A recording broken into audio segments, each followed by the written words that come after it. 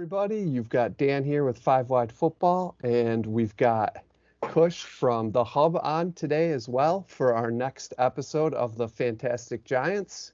Obviously, it's a slow news day, so we're going to get a little bit more into fantasy than we have on the previous episodes. I've Which was got the plan anyway. It's it, in the it was name. the plan. It was the plan. I've got a bracket going on Twitter for third year wide receivers. Anybody wants to get on, follow me at Five Wide Football on Twitter. They can do that, vote in it. All the information will be in the description below after we post the video. And then, what do you got going on, Kush? Well, nothing much. Just like you said, it's been a very slow news month, news 2 months maybe. Who knows? I mean, you could really extend it for maybe since February, but been trying. You got to put out the content when you run a channel the way that I run mine. What I've been doing is kind of just putting up polls on the community notes, be like, all right, guys, since I'm out of ideas, I know you guys have some. Let me know. And even if it's not from the polls, it's from comments. Like the one I did last night, although I'm not sure when this edited version of this video is going to come out, but the one I did last night was how the Giants would win the Super Bowl.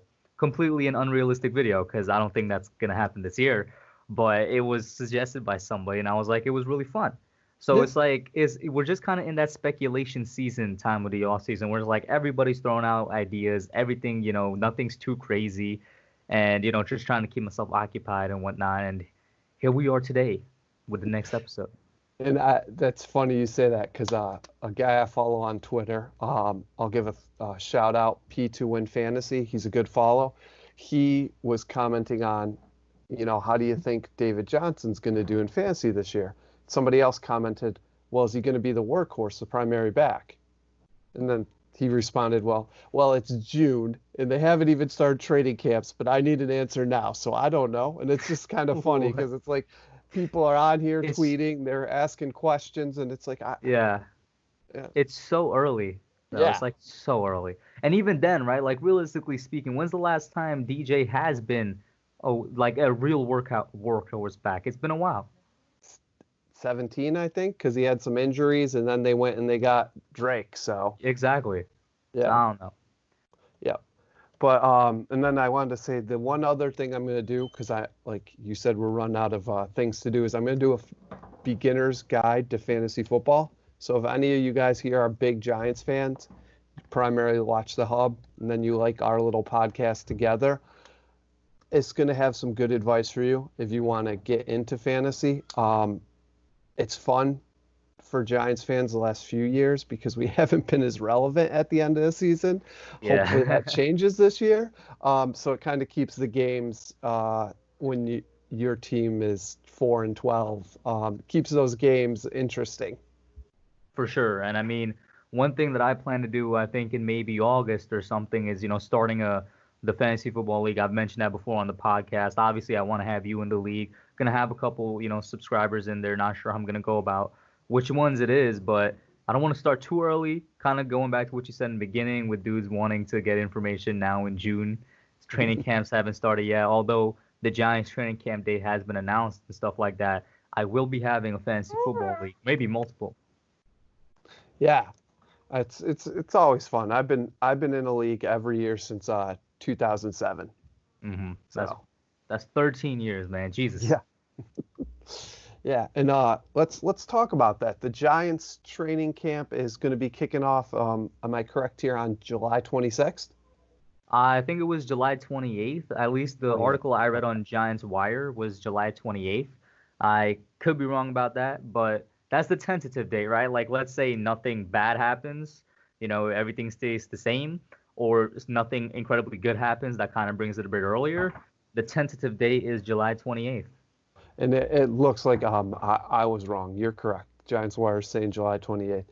Um, so that's good. That's not much farther back than when they're usually starting, I right? think, So yeah, I think I couldn't find the exact date for when they started last year, but I know it was like mid late July. It's not yeah, exactly like it's a month off. Like I would have expected it to be like, oh, you know what? I honestly thought they were gonna just scrap preseason and replace preseason with the time for the minicamp. And I probably a part of me still thinks that's a smarter thing to do just to keep it a bit safer. both COVID-wise and also injury-wise. I mean, people have been rallying for years now to end the preseason because of the amount of injuries that happen. I mean, the only good thing that comes out of preseason is the last guys on the roster get their chance to shine and they try to make the roster, right? I think there's still a different way to do that. Just do it in minicamp and maybe have it videoed so other teams can still look at that tape and say, hey, you guys dropped him, we'll pick him up.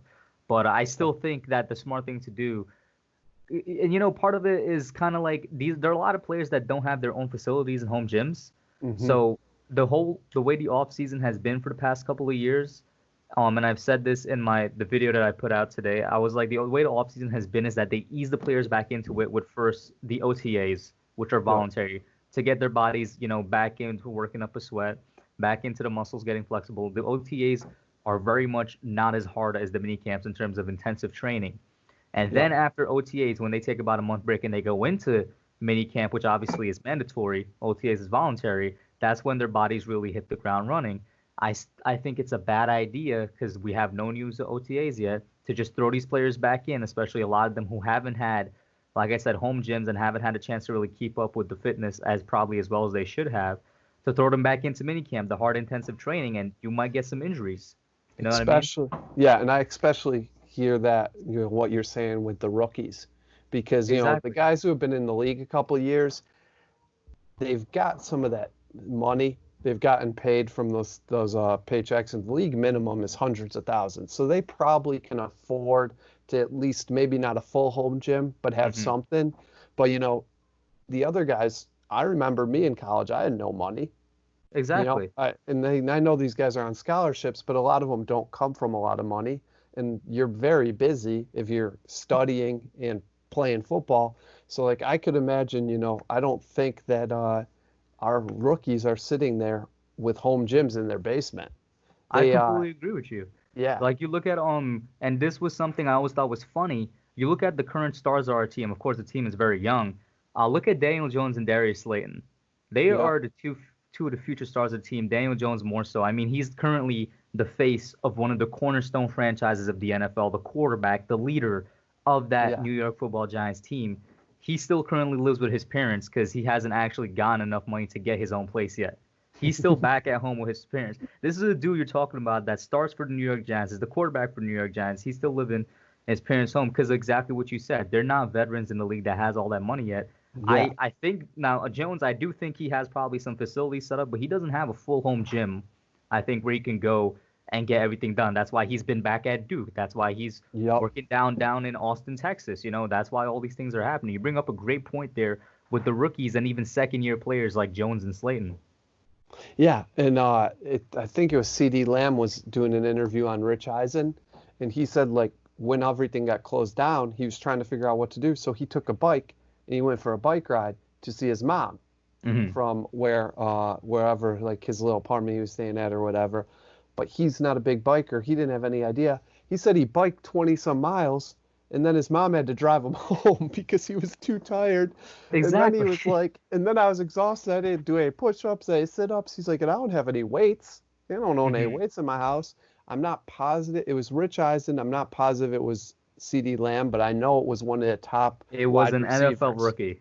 Yeah, NFL rookie wide receiver running into that. So, So it's like, and that's yeah, it's those are the rookies. Then you talk about dudes that are like depth pieces. They're probably in the same situation because they're not getting, they're getting league minimum, like you said, which yeah, would be at least I think for veterans the league minimum is $1 million a year, but still I don't think they're gonna have a whole home gym. You know what I mean? yeah, At the very least, they rely on the public gym or like a membership type of gym or something like that. They're yeah, probably in the same boat. yep. That's like what 70-80% of your roster right there. You don't want to throw them in and them to get injuries because on a regular off-season basis, there's always injuries in mini camps, OTAs, rookie mini camps, all of that. Oh, huge. And I'm gonna just speak again.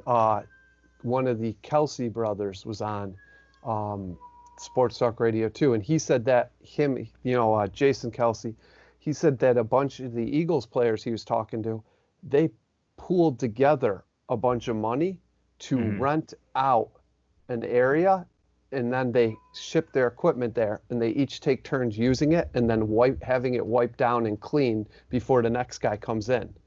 And these obviously not the star players, but the guys who Hmm. can't afford to have a home gym. That's actually pretty smart of Kelsey and pretty kind too, because I'm sure Jason Kelsey will afford to have his own gym, but it's like you said, they're setting up for the guys that don't have it. And Yeah. then I don't even know if every team can do that, because you look at the Giants, right? They're based in East Rutherford, New Jersey. They're based right Hmm. there. While it might not be NYC, it's still a very busy area. It's not exactly open where I think they can go and run out of space. It's Yeah. like not all teams can do that. You know what I mean? And I guess just for the viewers, if you see my eyes darting back and forth, because my camera is at an angle over here. I'm looking at Dan over here, and then I'm looking at myself over here to make sure the video is actually running. So that's why my eyes are always darting back and forth. You probably see that too, because I've got my camera here and my screen over here, so I dart back and forth a little bit too. Exactly. Um, yeah, so we'll see how it goes, but it's definitely good to hear that training camps are opening back up. I know they did shrink um, the what's it called, the preseason games to two instead of four for this year. Uh, Oh, I think I forgot, but I think that completely slipped my mind yeah, because that was a while ago when they announced that, right?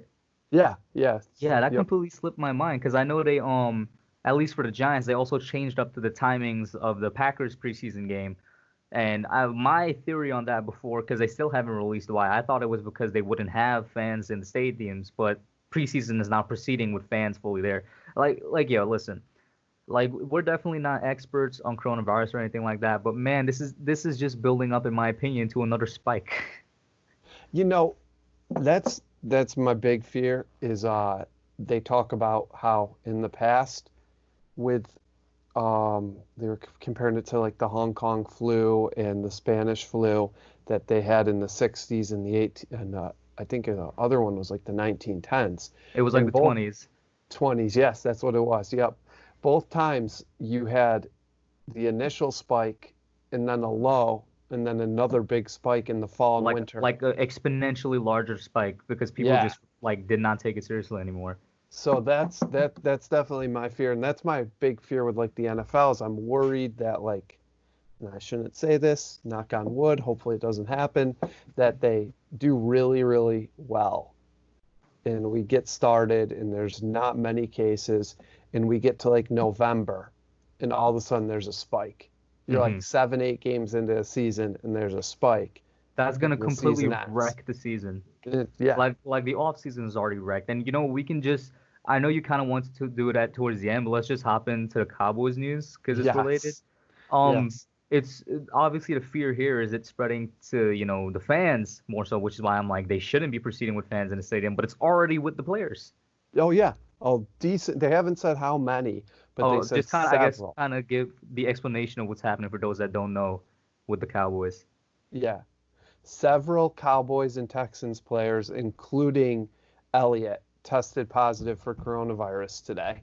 Um, they didn't say the exact amount, but I'm gonna guess several means probably double digits for both teams. Yeah, Like it had to be a good chunk. They obviously expected positive tests. They said the majority of the players aren't showing symptoms. The majority of the players also haven't allowed them to release their names because of HIPAA rules. But hmm Elliott did come out and say he was one of the players who tested positive. Um, who knows who else? As a Giants fan, I'm a little annoyed that's the Cowboys, and I'm a little happy that's the Cowboys. But as a person, obviously, I hope nobody has it severe. You don't want hmm to hear about any of these guys missing the season or dying or exactly. just any of that. So it sucks. It's of course it's the Cowboys that it would be. I feel like they're the kind of snake bit franchise since the Listen, 90s. They won listen, those man. Super Bowls, but Listen, since then, it's as a Giants fan, I'm not even surprised. Like, yeah, cause during the first bit of quarantine when it really happened, anybody remember that party Dak Prescott had that had Cowboys players over there, during quarantine when it wasn't allowed? This was back when it was really strict, when it was like you can't have more than 5 people in one house, and Dak had a party with like 20 people over there or something. I'm like, that's just a recipe for disaster. Now, it might not be related at all to this. But I mean, let's kind of use some logical reasoning. I would bank on maybe it is. Oh, regardless, it kind of just Elliot shows was that at maybe that party. exactly. Like regardless, it just kind of shows that the Cowboys organization probably wasn't taking it as seriously as they should have, which might definitely I would relate it to this right here. Like this is just the Cowboys being the Cowboys. And for those of you that watch my channel, I've been praising them the past month or so because I'm like I liked what they did in the offseason. They had one of the best drafts in the entire NFL. I was extremely I don't know if you should say jealous because the Giants also had one of the best drafts in the NFL, but Yes. I was envious of the draft that the Cowboys had. And I don't know. I was like, they're going to be one of the best teams in the league next year. On paper, they are so good. Obviously, it comes down to coaching. And then I was in my head, I was wondering, when are they going to pull a Cowboys? When are the Cowboys going to be the Cowboys? And this is it. I thought it was going to be Dak and them not getting a deal and him being That might franchise still tag, happen. but That might still happen. Like for yeah, real. yeah. So yeah, I did want to bring back real quick to the shortened preseason. Us fantasy guys, we don't want there to be no preseason because that's how we learn about like deep late wide receiver picks or like handcuffs with running backs. And for people who aren't too into fantasy, a Hmm. handcuff is when you draft the backup of somebody you got who's injury prone. So like for us guys, we want to see what who's an injury prone. Obviously, Cook's got Madison behind him, so that's not a great example. But you look and all right, so the Falcons they went and got Todd Gurley. You want to see how the Falcons backup running back does in preseason because you're like, okay, who's it going to be? Because Todd Gurley, he's a really good back, but his knees are going. So Yeah. you want to have his backup because there'll probably be 2 or 3 games at least that he doesn't play in. So that's why the fantasy guys are like, I don't know if I want to completely get rid of preseason because I don't want to have to wait till week 4 to find out, oh shit, Todd Gurley's backup's good. And it's Hmm. this guy because, they got 2 or 3 guys that aren't, no one knows who the true backup's going to be. And I picked the wrong guy and now I'm in trouble. Well, I'll say this, right? I like obviously I'm a casual fantasy guy. Like Dan's the fantasy expert in this duo here. I'm the casual fantasy guy, and I've only been doing it for like maybe 3 or 4 years now at the most. Yeah. Yeah, I think it's like around 3 years. So the way I've done that, like kind of drafting like second wide receivers and backup running backs, is because I don't even watch the preseason like that, right? The only preseason games I watch would obviously be the Giants, and even then I tune in for probably a quarter or so, and then I'm out. But the way I would draft, and so far it's only been 3 years, but so far so good with drafting backup running backs and second wide receivers is I usually just hear it on shows like Good Morning Football and stuff like that when they're talking. They're like, oh, so here's the third round pick for the Bears, this running back, he's looking real good. So that's how I've heard it. Although obviously I think they would get that information from the preseason. I don't Yes. know, right? It's like I'm like they get the info from the preseason, so I don't necessarily have to watch it. But kind of going back to what I was saying, I'm like, there has to be another way for Yeah. the teams and the media to still get it, right? Like just record or just have it on tape some of your practices, I guess, or some of your But scrimmages. do you trust Bill Belichick to release the correct tape, the All right, right but information? who's really drafting Patriots players? I can say the only Patriots player I've ever drafted, I think, was James White. Really? Yeah. The Patriots have had some good guys. I remember trading my first year I ever did fantasy. So I've been doing fantasy since 2007. Hmm. And if you remember 2007, the Well, Patriots that were was the undefeated. greatest year. I remember trading early on. I traded Randy Moss and Peyton Manning for Joseph Adai, Tom Brady, and Wes Welker. So I had two Patriot players that year, and I was pretty happy about it. Wes Welker destroyed it for me. Hmm. So Well, I um, guess I should say in recent years then. In recent years, because that was definitely the heyday of their offense. yeah, yeah, and there's a lot of questions about the Bucks offense, whether Hmm. or not like Gronk is just going to be a decoy or if he's actually going to be Gronk. Um, I think he's going to be a decoy for as long as he takes to get back into NFL form, which I'm not sure if I believe he's even gonna get back there. So maybe he's gonna be a decoy all year. Man, I mean, he retired for a reason, right? Dude was super injury prone, was definitely not what he was once, and he took a year off. And you saw the amount of muscle mass he lost. He's a normal dude now. I'm like, I cannot just see him being anything but a decoy, you know? You know, I'd say that, but Jason Witten came back from retirement. Some other guys have. I just don't think Well, the thing and is though, right? Like Witten Tom doesn't Brady have that loves him. injury history, and Witten kind of stayed in shape muscle-wise.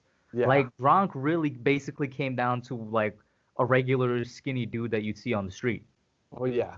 Oh, he did and he had to because his knees and his shoulders and his they couldn't take it. Uh, Exactly. and I just think he's got that thing with Tom. I think he'll have some good games for you. He's just gonna, like you said, he's not the player he was, and he's not going to be healthy all season. So you got to understand, like, it's going to take him a couple games to get into NFL shape, and then he'll be really good for a while, and then he's going to get injured. So you got to know when you're drafting him, you're like, hey, I'm going to have him, like, he might be a really good player for 6 weeks, but Maybe. that's it. That's all because he's going to take 4 or 5 weeks to get into shape, and then he's going to be out for 3 or 4 weeks, and all of a sudden now, like half the season, Gronk is not Gronk Yeah. or on the field. Oh, I'm happy because I haven't done anything recently, so I'm happy to be getting back in the flow of this. I'm just happy to be sitting here talking sports with you. For sure, Uh, man. it's been busy the last few weeks with non-sports stuff, so this is nice. I agree with you, especially with the busy with like I had a schedule planned out for this week. And as you know, with life, schedules don't always go through. No. Like my schedule got completely messed up today. And you got to rework things. So it's like even when you're busy and you think you got it down, it just comes back again. It's like, nah, you don't got it down. Yeah, yeah. And wait till you have kids, because they like to throw a wrench in whatever type of schedule you think you got. Man, that's years down the line. That will happen when it happens. And I mean I love my daughter, but it's funny. We went out of town this weekend to see my dad and stuff, and like we're like, all right, we're gonna go here. This is when she naps. Hmm. Everything thrown off. She did not nap when she usually napped. She did not. We were like, we're gonna put her in the car. She'll nap on the car ride. Nope, nope. She best laid plans of mice and men. Oh my God. And uh, speaking about, getting back into it, as a Giants fan, Dan, how did you feel when you heard about Daniel Jones running workouts down in Austin, Texas? Like actually taking the initiative, went down there, and I got to give props to Colt McCoy. Because Colt McCoy is nothing to this team but a backup quarterback that's going to help teach Daniel Jones some things. And he's passionate enough about his job that he actually helped get the workout facility at University of Texas, I believe, or, it was through University of Texas because he played there. So I'm like, props to Colt McCoy. He didn't have to do that. Like, he really did not. That's not his responsibility, but I guess he's just very passionate about his job in football. He helped DJ out, and DJ's down there running workouts and, having Giants players fly in every now and then. They said they had a rotation to kind of keep with the COVID standards. How'd you feel when you heard that?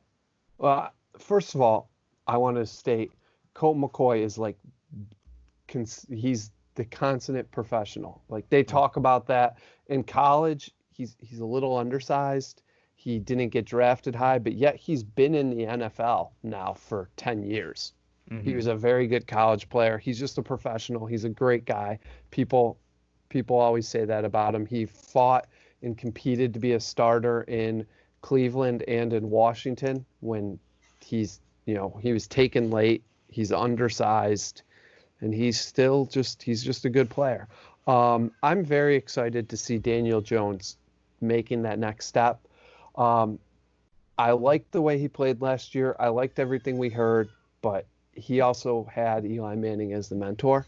Hmm. So when Eli left this year, I'm like, okay, is Colt McCoy going to become Baker Mayfield last year and get into his own hype a little bit? Be excited to hear like, all right, Slayton's starting to take off. We're going to have Barkley the whole season. Or is he going to fill the void of that leadership that Eli Manning was providing for him and keep doing these off-season workouts and keep showing up with people and keep watching the video, and the game tape and everything I've heard from him working out with his Duke coach to his running these Austin workouts, it sounds like he has stepped in right away as a leader. Exactly. And I will say this. I don't know if he's at that leader. And this was like before I heard about the Austin workouts, I was like, I still think he's a year away from being a true leader on that offense. I still think, and even now, we all know Saquon Barkley is the leader of that offense. Still, I think he's the 1A guy. But after I heard about the Austin, that takes a lot of time, and that is leadership. I'm like, DJ is already up there as 1B, if not, with Saquon as the leader. The only reason I can't put him there yet is because I still think he needs more experience under his belt, both for the sake of players actually looking to him as somebody that's been in the league and knows what the league is about, and also for the sake of his maturity when it comes to, as a person and as a player. So I'm Yeah, like, that's the reason why I can't put him up there yet. But the dude is just doing everything right. yeah, I mean, yeah. he's taking And all the right steps. I think you're right. You have to gain a certain amount of experience in the NFL before the other players are going to come to you as a leader and ask you questions. But he is taking the quarterback position right. Hmm. And if you're training and learning to be the quarterback right and running these off-season workouts, it means you're going to grow into that leader because quarterbacks need to be the offensive leader. And that's what he's Exactly. doing. And more along those lines, I know you commented a little bit earlier and was excited about Darnay Holmes getting a award. So Hmm. he's showing some character. What exactly was the award that he received? You were telling me So about. I think it's a Pac-12 specific award. It's called the Tom Hansen Award, and the Tom Hansen Award goes to a player that basically exudes great leadership in the community, with giving back to the community and being a good person overall by using, their stance as a great athlete within it. That's why I think it's Pac-12 specific. Hmm. And it was him and a fellow UCLA Bruin that got it. They gave it to him because he has several organizations, and this is a young dude. Yeah. He's an adult, but he's a young dude. He's Oh, already has more, work in the community than some NFL veterans. He has a Pasadena Giants youth football program there. He has a Darnay Holmes mentorship program where he helps young athletes with both on and off the field issues and stuff like that. He has several programs in the communities with giving back, specifically, to where he went to high school, that area, obviously UCLA in his hometown. And he's obviously been a model student. I've said it basically since we drafted him. The dude is probably the smartest player in the entire draft, and yep. part of the award goes into how you were academically. And the article that I saw on Giants Wire talks about how this dude has basically been on the dean's list for all semesters he was going at UCLA. So it's like it's just kind of like a personality, academic. It's like all the things off the field roll into one, and then they add on. It's like you being a player comes second with the award. So then they're like, and he also led UCLA in interceptions for the past 3 years. And like we were talking about, he's a rookie. He hasn't even got paid yet. So Hmm. this is not that to downplay the players that do this. Like a lot of the players that have been established for a while, they're donating money and they're being very helpful, but they have Hmm. employees Hmm. that go and set this stuff up for Okay. them. And Darnay Holmes, on top of the award, they just tweeted out 28 minutes ago that he's working to set up a youth mentorship in Yonkers with MBK, which I'm not really sure what MBK Yonkers MBK is, but Hmm. he's working with. Okay, it's a group that works with young men of color in New York's fourth largest borough. Okay, so or city there, trying to help the outcomes. So he's working in He's Yonkers. he's getting in the area that he's gonna be playing in. Yeah. Yeah, and down there in Yonkers, working with these people. So I mean, that's another very And to honorable kind of thing. finish your thoughts, since it was cut out, you were gonna say, I think along the lines you're going with is not to downplay the players, but some of them do it for publicity more than anything. And they have somebody else who they can hire to do it, which Yeah, like makes they're it a not the little ones bit actually easier. doing it. Yeah, Yeah. yeah, and I mean they're still giving away their money, Hmm. but And you bring up a great point though. He's in college, yeah, and when you graduate college in 2.5 years, it usually means you're busy, like yeah, beyond busy for those 2.5 years with just college stuff. Add on to that being on the UCLA football team, and then add on to that all the community stuff. Like, dude's great at multitasking. I can tell you that. he's a workhorse. If he puts that Exactly. energy into football, we're going to be very happy. Even if he doesn't, because at the end of the day, his fourth round pick, even if he performs at his fourth round pick, Gelman got a true and true giant. Yeah. Yeah. Somebody they can be proud of. Exactly. Yeah. Um, A little so fan. We could do a bit more fantasy if you want. Um, we can talk Saquon. Like I've been saying for about a month now, that I really think Saquon's gonna have a good chance at MVP, which also kind of plays into fantasy because he's gonna have good numbers, obviously, if he does that. But yeah, I where do you just really want to go? let's go with that. Like Saquon being MVP, I just can't see them giving it to a running back if CMC wasn't even in the conversation last year. The thing with Christian McCaffrey, and I think it was absolute travesty that he wasn't, because I actually went back. I can't remember if I went to ESPN's page or some other, maybe it was the actual NFL page that had the NFL MVP votes. Christian McCaffrey was sixth on that list, and he should have definitely been second or third at like the very least third on that list with the Yeah. season that he had, right? But then Yeah. it's like you think about it, like one, he's a running back. They don't like to give the awards to running backs, Yeah. unless you have a historic season, which CMC did. But they want to give it on somebody on a winning team. They want to give it to somebody that's in the playoffs, which part of me can definitely understand that. If you're the MVP, your team probably should be in the playoffs. But then you get into the real logistics of it. Another part of me saying, well, MVP doesn't necessarily mean the best player on the best team is the most valuable player. You take CMC off that team, they're probably going 0-16. Who knows? Oh, But I kind of agree with it should go to somebody that's on a playoff team. And I think that did play a big part of it into him not being in that top five of the votes. So when I like with the Saquon MVP thing, I'm like he has a real chance of winning it in terms of I really think he can have just one of the best running back seasons in recent memory. I really do believe that. And the thing for me is like if he does have one of the best running back seasons in recent memory, I think the Giants are going to be a playoff caliber team because of the stats that he's going to put up. Now that's where the caveat is. I'm saying if Saquon is in the MVP conversation, it means we're in the playoff conversation. So if we're yeah. not in the playoff conversation, Saquon's not going to be in the MVP conversation. That's kind of what I'm bringing up here. But I do think stats wise, he has a good chance of doing it. Yeah. Yeah. And it's just it's going to be hard being at the running back position, and it's just because the NFL values quarterbacks, in my opinion, sometimes a little bit too highly because I think it's all the time, not sometimes.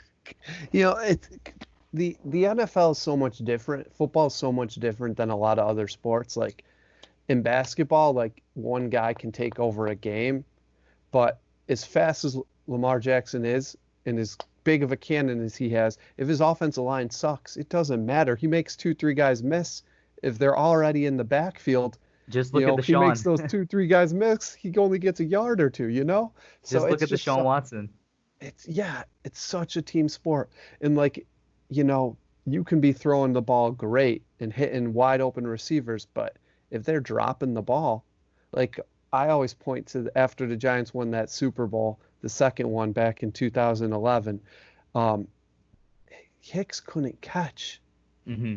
Hakeem Nicks could not catch, and like Eli Manning, like he found his hands in the playoff run, and then next year we had him. We lost Mario Manningham, and we had Victor Cruz get injured, and you could just see it. Like Eli would hit him in stride, and he just dropped the ball, Hmm. just dropped the ball, and that's why I feel like it's just so much harder to decide in the NFL who's the true MVP as compared to like other sports Yeah. because Quarterback. Listen, the quarterback position is definitely the most important, but what you just brought up is why I say it's always overvalued because it's even though it's the most important, bro. If one or a couple pieces are not working around them, the team's not really going anywhere.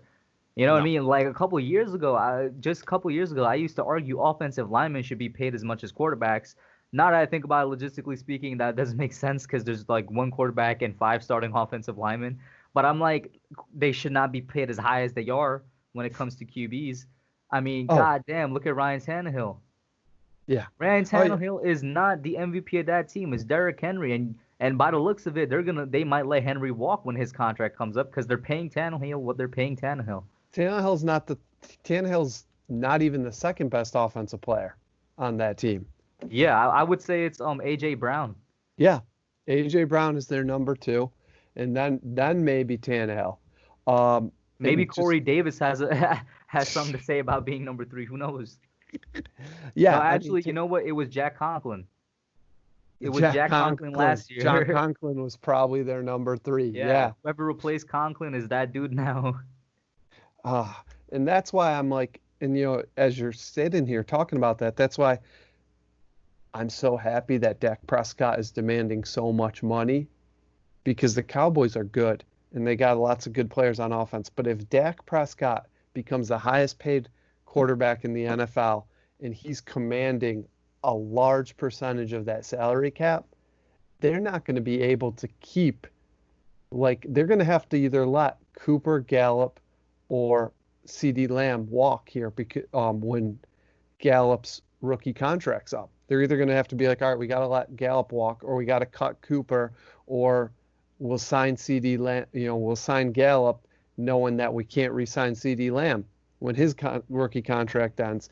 So that's like, Listen, as soon as Dak inks a contract, for what he wants, the Cowboys are going down in at least a year.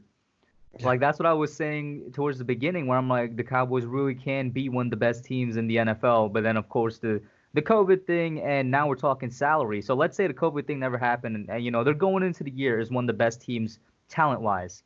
Half that talent is gone as soon as Dak signs that contract, man. You could say probably like two of the starting offensive linemen going to be gone. You can say for sure eventually they might even let go of D-Law because D-Law is getting paid a good amount of money too, and you got to find the money somewhere. They might. Ah, man, the Cowboys. I agree with you. Part of me is happy he's demanding that much because it just spells the end for the Cowboys. And it's like another part of me is like, bro, why can't you just like I understand where he's coming from. He's kind of being petty because the Cowboys delayed it too long. They should have signed him last season or even the season before, and he's definitely outperformed his fourth-round pick contract 100%. Dak Prescott is the most underpaid player in the NFL. I agree with that 100%. And part of me agrees with him being as petty as he is, dragging this out.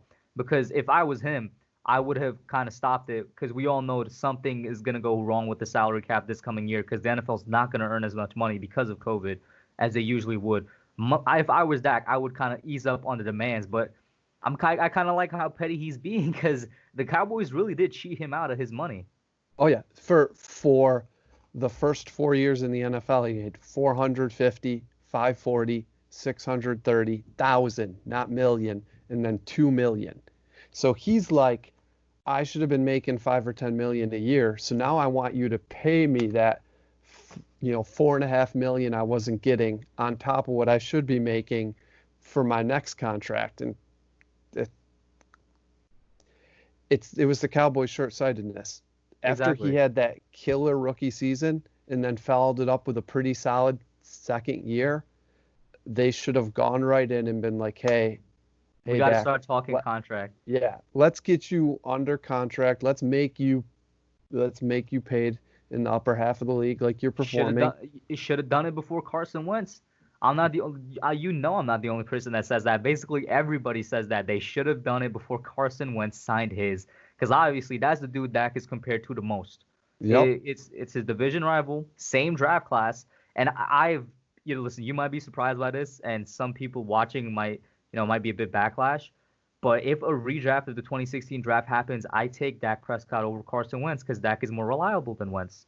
Listen, Wentz when healthy is better than Dak. But that's the thing, though. The phrase when healthy, anytime anybody brings that up, I kind of stop listening because you're unreliable. Dak is a better quarterback because he's more reliable than Carson Wentz. And they should have gotten done before Carson Wentz got his contract.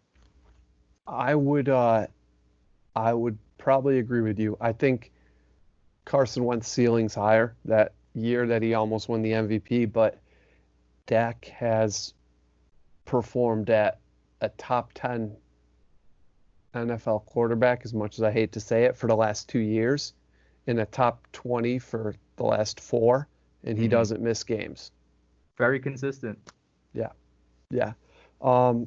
So I think there's a good case. Well, I've got you.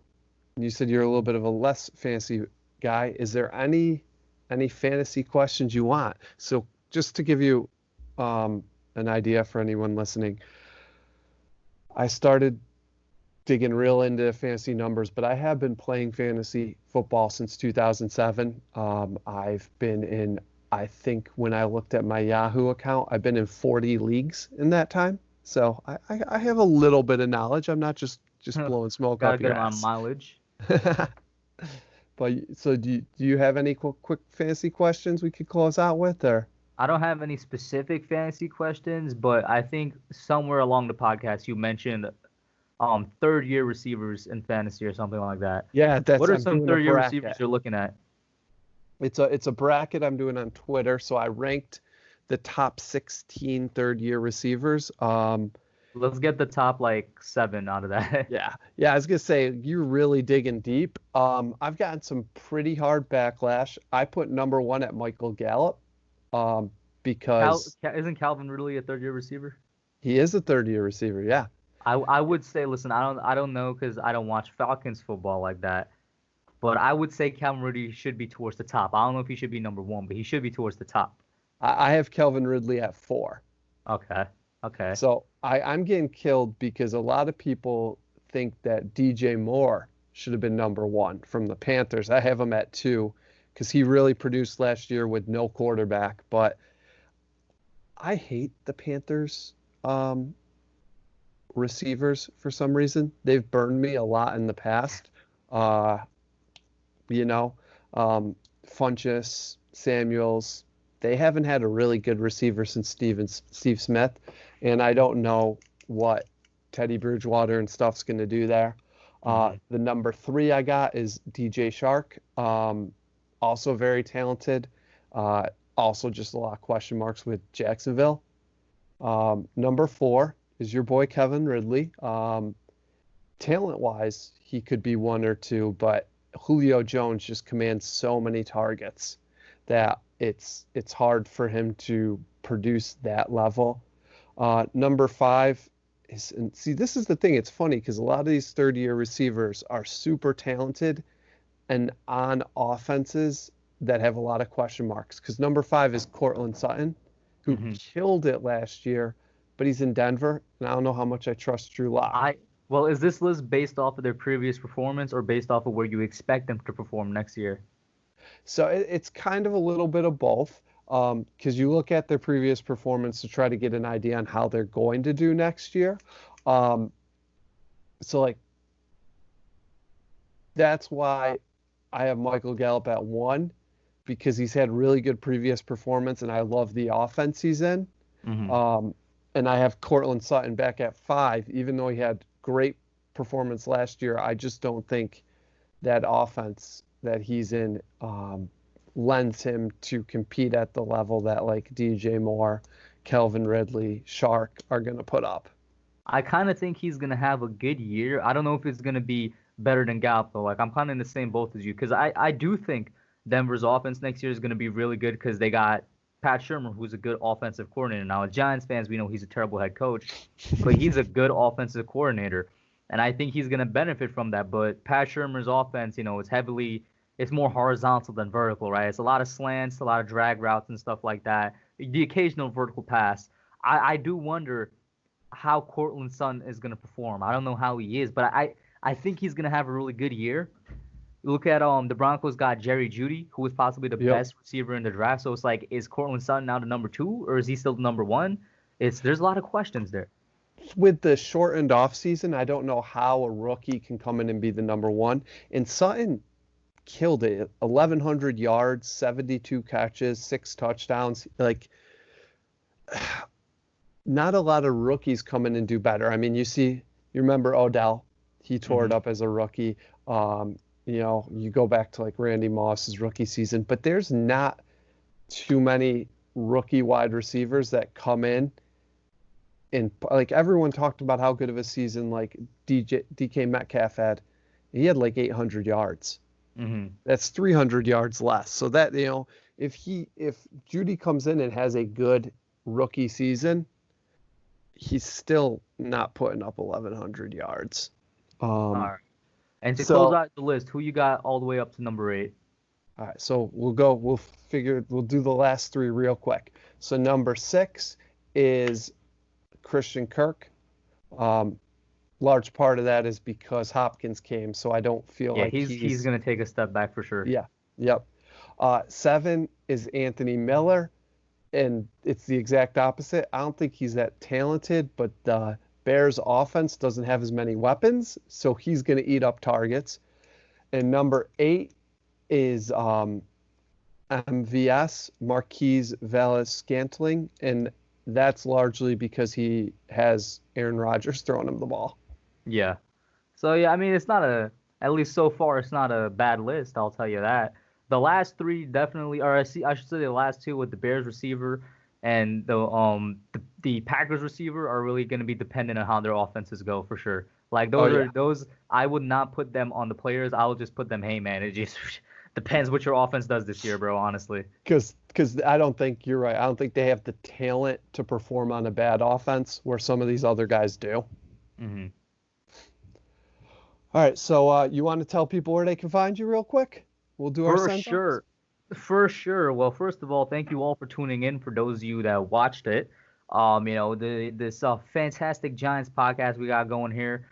Obviously, during a better news cycle, we'll have some more topics for you. But I think we did pretty well considering the situation. And as we mentioned before, we'll get more and more into fantasy as the season gets closer. I am, of course, Kush from the Hub. You can find me at the Hub Giants Talk on YouTube. I'm on Twitter. I'm on Instagram.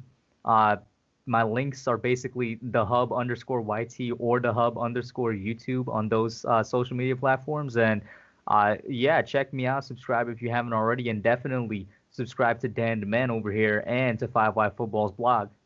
Yes, and I will have all of Kush's stuff in the description as well. And I know for the past few weeks, all I've been doing is this, but I'm going to get into some more podcasts of my own, and I'm going to have that fantasy, the fantasy football beginner's guide coming out here in the next week or two. I've already started writing it, so. Nice. All right. Well, everybody have a good day.